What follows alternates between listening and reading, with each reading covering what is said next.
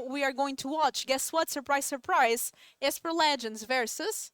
I'm not sure about it because I see there are 0-2 if it's correct, but I'm not sure if that is correct. Maybe they are updating here the information. Our technical team needs some minutes to be able to...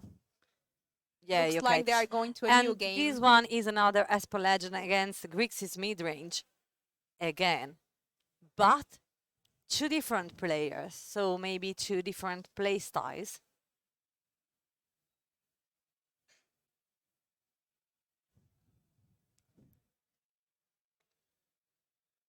Let's see. What a day to be watching a Magic Paper live stream. This is history in the making, as Toralf is now officially getting an invitation for the World Championship, and he truly deserves it. If you don't know, Toralf has been making content for Card Market for a long time. Yeah. He is one of the beloved members of the community. Pro player, has been playing for a long time. One of the... And he's such a nice person. Yeah, definitely very fun person to hang out, and he just studies so much about Magic. Yeah. So many articles written by Torov. He's been able to help a lot of people in the community, and is so good that finally he's getting his break into the World Championship. Well deserved. And right now they have updated. We have one win for Michael, probably with Grixis midrange, and 0 win for Nico, so we are in game 2. So here we are kind of watching the opposite. Exactly. Where Grix midrange is getting the advantage. I think the game that we didn't cast, that we'll cast it on the top 8, Gabriel Nassif was playing Grixis, was playing Legends, and actually lost against Grixis.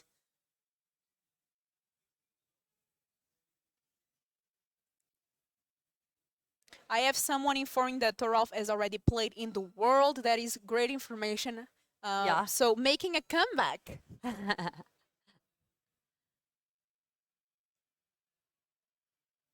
One keep for Nico. Let's see. Keep or mule. Esper Legend starting here, definitely looking for that Talia turn 2, as I see, try to figure out what's in end for Nico, but a bit difficult to tell. Because I think there is a Talia, but I can be wrong. It was pretty fast. Yeah, I also think I saw one in, but not sure.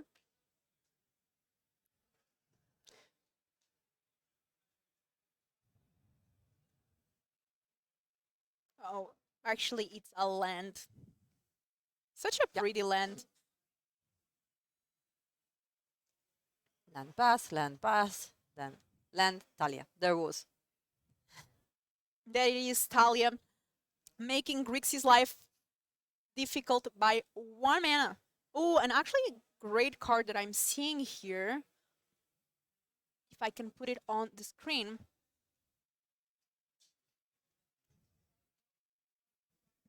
Parasitic Grasp. It's a sideboard card that I see on Michael's hand. So this card deals 3 damage to target human creature. You gain 3 life, and it only costs 2, but you can pay 3 instead to just deal 3 damage to any creature. So that works well, as a lot of the Esper Legends creatures are indeed humans. Yep. 3rd mana here. No Raffine, as Nico would have played it before attacking. Cut down, 2 mana, getting rid of Talia. Costing 1 more because of Talia's text.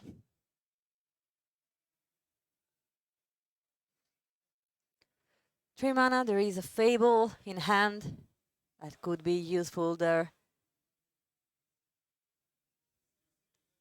And of course, down on the battlefield, so a Goblin token, 2/2 Goblin token on the ground.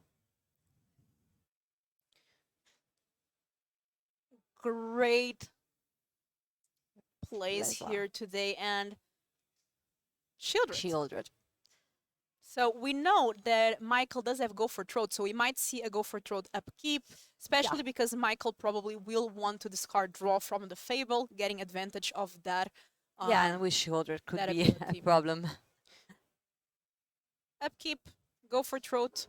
things looking very well for Michael. Being able to cut down that Talia was huge because then Michael able to play the Fable of the Mirror Breaker for only 3 mana and having a great curve.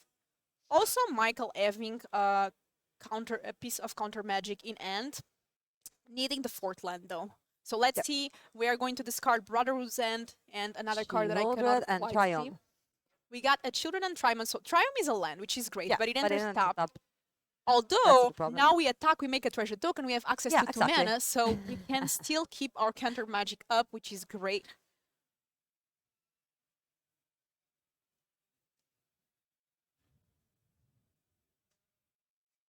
And the Triumph down on the ground. I see a Raffine. And double wedding announcement in hand for Nico. We saw how good that card is in the previous game against Grixis. Yes, that double wedding announcement in one turn was... Plaza being played. Wedding announcement is now... But now you have to decide if you want to try to make him disappear, but he has to use the casualty. Big decision here for Michael.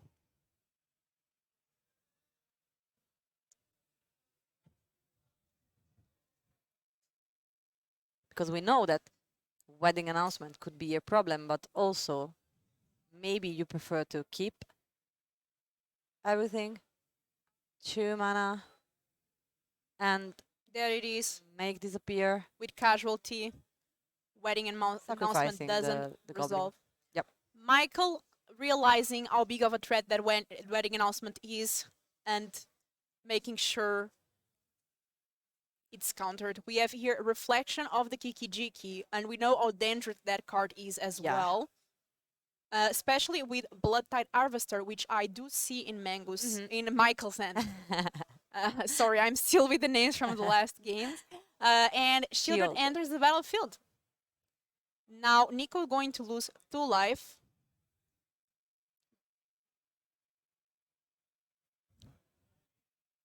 And another Plaza, and another wedding announcement.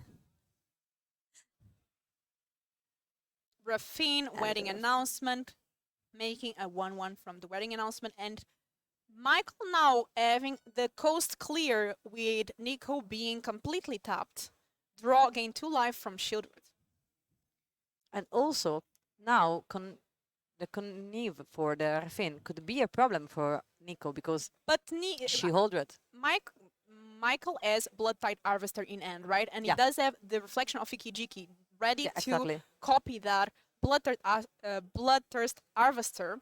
Although only having 2 blood tokens, that means that it cannot get rid of Shieldred quite yet. Raffine quite yet.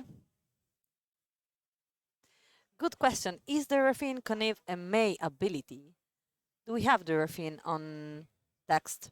So here now we have a copy of Blood-Tide Harvester with 2 blood tokens. It is enough to take care of Raffine as it has 4 toughness. It does need to pay 1 for the ward though. Using the copy of Blood-Tide Harvester and paying 1 from the ward and getting rid of Raffine. And Raffine is not a May ability, so he have to connive. Attacking with Shieldred, getting 4 damage. Nico suffering that life loss pretty quickly, and as Michael has a board totally set up with Blood-Tide Harvester and Reflection of Kiki-Jiki, plus Shieldred, 2 blood tokens, which allow Michael to also gain life because of Shieldred. Yeah, now he has to deal with Shieldred, with Kiki-Jiki or the Bloodthirst. Attacking for 1, Michael being at 20 is like, okay, sure, I'll take the 1. And another Shieldred also for Nico. Another token for the wedding announcement. We know that one of the cards in Michael's end is Parasitic Grasp, being able to deal 3 damage and gaining 3 life to a creature.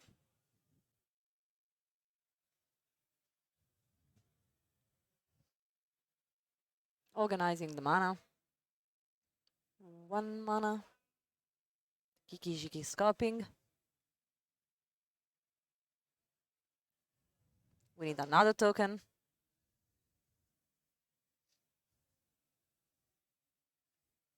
And sacrificing for removal. And this is where things get so good for Grixis, being able to copy every turn this Blood-Tide Harvester creating blood tokens, now being able to deal with bigger creatures, able to deal first with Raffine, and now being able to deal with Shieldred. And the coast is clear. This is going to be a lot of damage. Michael getting rid of one of the 1/1s, gaining 3 life with Parasitic Grasp, being able to attack for 7, leaving Nico at 5. Very, very difficult for Nico. Attacking only with Shieldred and being careful of that Ganja, right? Because you need your graveyard, your Blood-Tide Harvester to be alive. So very well played playing around And that. it's a GG, double land in hand. You cannot deal with that. So now we have our second invite for the Worlds. Michael gets to the World Championship. This is amazing, such an achievement. So this is going to be the end of the round. Before we go, this is going to be our last round. The finals are going to be covered by Will and Matt. It's been a pleasure casting with you, Lily. It's been so much fun. And I hope you enjoyed. It was the first time that we did cast together. And we were the first couple of girls who casted in Stream of Magic. Yay. And it was such a pleasure. I hope everyone enjoyed. I do love Standard so much, and I'm glad that finally we have this format being played in paper after so many years that we could not gather together. It's been an amazing pleasure, and I'm sure Will and Matt will take so much good care of you in the finals. Thank you, chat, for everything, and keep up because the final will be awesome. And now we have Grixis again Esper Legends, so it's not a mirror match. It could be really, really funny, and for sure this will be an amazing match. Just a reminder, finals are going to be Grixis versus Esper Legends. Thoralf playing Esper Legends against Nico here on the Grixis. Yeah, sorry, I was watching to the names written under, and it was funny. No, I'm not Will. Yeah, no. I'm Filipa, and this is Caffeinelily. Exactly.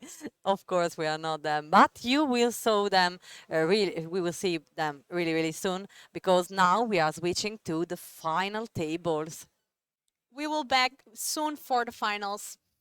Bye, guys. Bye. Maybe.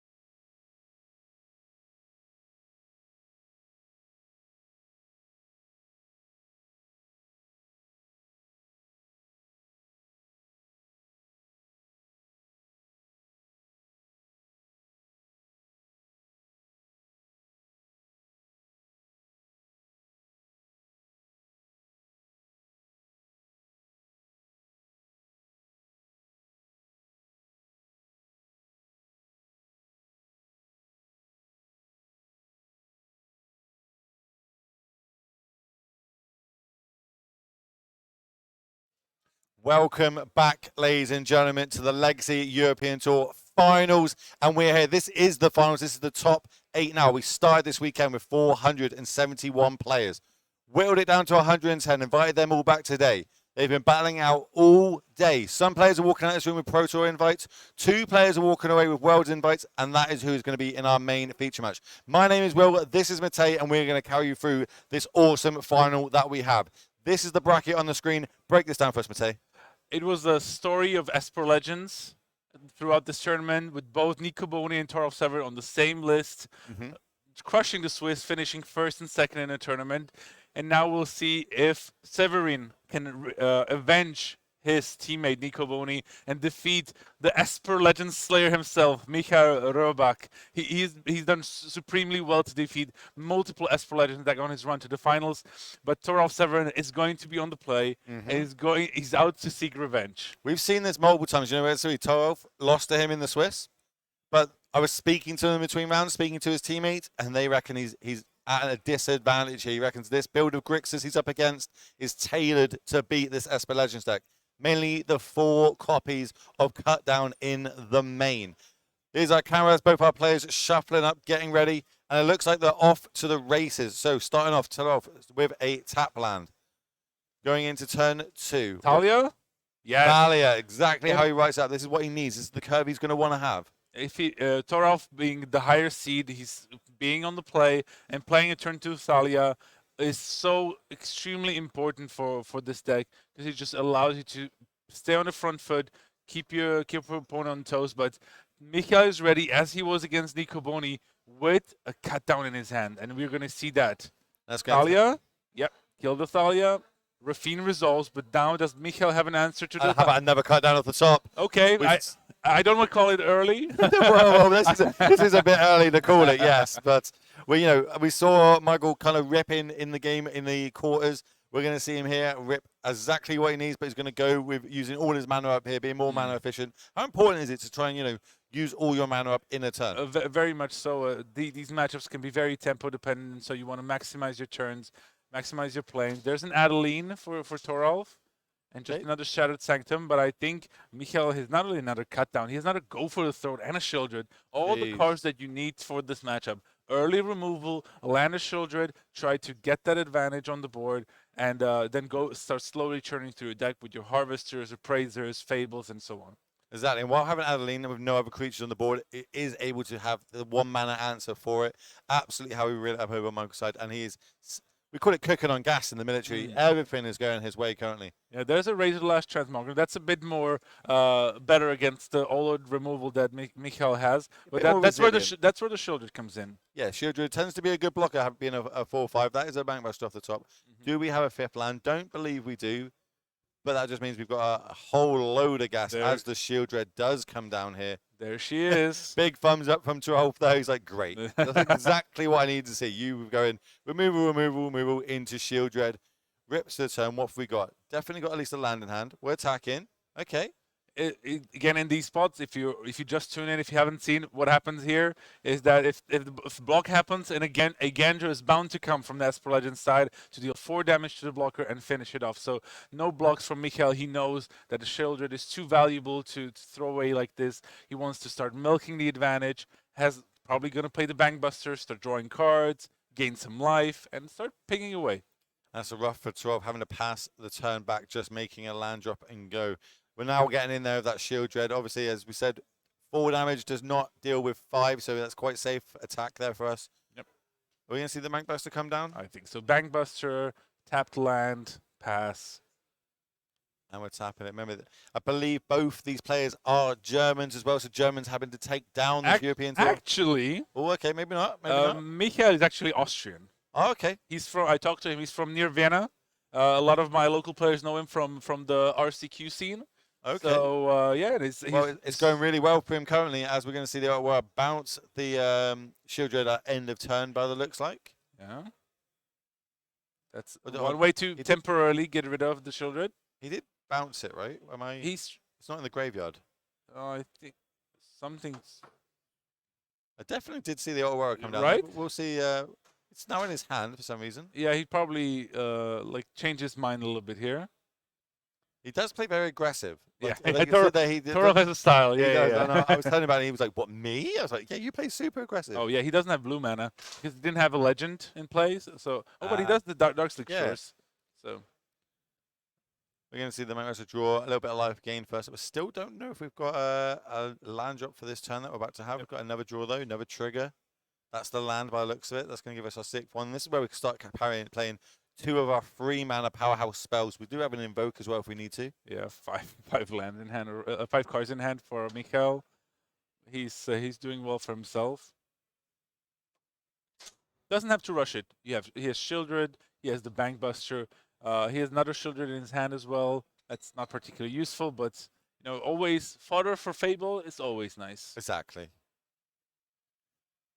And they can take their time. This is open deck list. It's been open deck list all weekend. They've already played each other once. Yeah. Who was the winner in that match? Mikhail Rohböck, he's the kryptonite for Toralf and his team. He's already defeated both Toralf and Nico Bohny twice.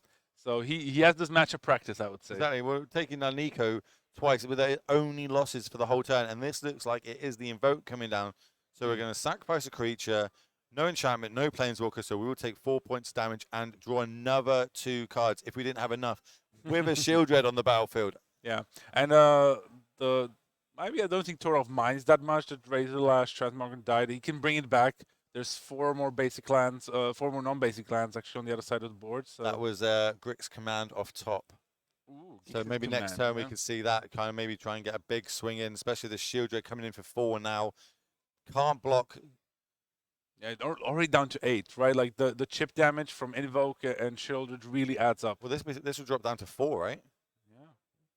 So yeah, we could see a real quick game 1 here and see Mark go up a game in the finals, 1 step closer to taking these trophies in front of us, taking the extra money. There is $6,000 on the line for one of these 2 players that wins. They're both guaranteed at least 10,000, but one of them will walk around with an extra 6,000 in their pocket.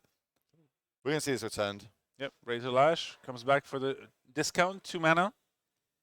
That was a go for the throw off the top. Just what the doctor ordered. Just gonna have a look see as he does drop down to 2. Well, they're not blocking, so I guess they're attacking. I mean, yeah, Skrelv can do some other things as well, but Toralf needs some answers and needs them fast. And we know that Mikhail actually has another Shieldred in his hand. And there's also the threat of that Bankbuster attacking. I'm surprised that Toralf didn't fire off the Ottawa a little bit sooner. Well, I suppose we're holding it up now, right? For if that Bankbuster gets crewed. Yeah, but then he's dying to the trigger from the Shieldred on his turn if he's down to 2 life. So he has to cover a lot of angles, and I don't think his deck allows him. We've got a to do second so. Shieldred, brought to the front there. Yep. Getting slammed. So we can bounce it with the Aurora, but then we're kind of screwed, really. I don't think we've got an out. That's a good way to put it. Yeah. So Crew the Bankbuster. That's enough for 12. He's this doing version, it again. like this version of the deck, I mean, he's really pre-sideboarded for this, and it's I would say unusual. A lot of people, Grix's mid-range has been the most popular deck on day 1 with 28% of the metagame. Day 2, 33%. So by far the most dominant deck in the room, doing well, placing 3 people in the top 8 as well, and placing, of course, many more in. But this build's slightly different to that, right? This build has got that we're down on Bankbusters, but we're up on the cuts, and yeah, it is absolutely it's all the difference. Yeah, all the difference so far in this map. It also another innovation from Mikhail is the fact that he's playing 2 Graveyard Trespassers in the main deck. So even in the sort of mirror matches, he can use his cut downs to kill Bloodtide Harvesters or Goblin Shamans, and then land his Graveyard Trespasser, which can be annoying to deal with once they start going because of that ward discard a card clause. So. Okay, we've seen this matchup a lot this weekend. We've seen various different builds as we're going about. What here do you think he can bring in to kind of shore this up and take down and home this trophy? Yeah, the cards I'm sure about that he's bringing is at least the Parasitic Grasps. We saw those. Brotherhood's End as well. I think he's going to go up to 2 at least, possibly 3. And the second Gix's command, we also saw that he brought it against when he played against Gabriel Nassif. So it won him the game actually, right? Yeah, exactly. We saw it come down with hitting both of those. Let's see what we've got on the other side of the battlefield here. Yeah, so this is the build from Toral 7 that everyone in the room was buzzing about because there were 4 players on the deck. 3 of them made the top 36, 2 made top 8, and 1 of them went qualified for Worlds. So a huge win for that team. And the tech in this deck is the wedding announcement. The 4 wedding announcements in the main deck, along with 2 Razor Lash Transmogrants as well, to try to metagame against the Grixis decks that they knew that would be present. And they felt they had a bunch of decent matchups as well against decks like Mono White mid range, Mono Blue. Azorius Soldiers is I would say again another matchup which is definitely playable, where the Rafines can do like an insane amount of work. On top of the 4 Shieldred, no Urtai Resurrected, no AO the Dawn Sky, just finish the curve off at 4. Get the card, and what a 4-drop we spoke about before. Remember when Siege Rhino was a card? Yeah. Okay, there's no power creep in Magic, ladies and gentlemen. Don't worry about that, but Shieldred is just a very good card. So we're going to go back down. Looks like the players are shuffling up. They did have the opportunity to look at each other's deck list, as this is an open deck list tournament. So there's nothing to play around. Plus, they played already. They know what's going on. Yeah. And, we've seen this matchup multiple times, and we've been saying that this Esper Legends deck is the killer of Grixis. They brought this deck to deal with these Grixis decks that they thought were going to turn up. More the Reanimator ones than the straight sort of controlling mid-range ones we're seeing here. But on the flip side to that, he's flipped it on his head and he's like, well, I'm going to get rid of this like sort of controlling strategy. I'm just going to go full on kill spells, keep everything down, keep everything at bay, and then we can finish off with these shield dreads. Yeah, I mean, the 4 cut downs in the main, again, 4 go for the throats are not usual. I mean, a lot of people have adjusted to the aggressive shift in metagame and start maybe running 1 or 2 cut downs, like going up to 3 or 4 after sideboard, but not that heavy in the main deck. And it's just been working for Mikhail. He's actually went 9-0 yesterday, so he was the only undefeated player after the end of day 1. And then, had a couple of small stumbles. He did actually lose to Gabriel Nassif earlier in the day. Managed to avenge that, though. Avenged that in the quarterfinals, so we got past that. Then Nico Bohny, it's actually his 3rd Esper Legends matchup. Yeah. In the top 8. Just like kill, like, 1, 2, 3. Keep doing what you're doing, and you're going to walk home with one of these trophies in front of us. There will be a players' interview with the winner, so make sure after this match you do stick around. We'll be giving them an interview, wondering why did they turn up with these decks? Why did they have so many of whatever cards in their decks? There's still all to play for. Troff is still one of the best players we've seen in Magic, is a PT champion. And he is a game down here, though. So, you know what I mean? He's been in these hard spots before. Let's see if he can get himself out of them. Torov is he's known to have a wide range of decks to play, but of course, he's most known for winning Approach War with his trusty Tron deck. Yeah. In London, I think. Was it London? It might have been London, actually. I think I was there, yeah. It was good. In Torov, everyone, we've got quite a few viewers here.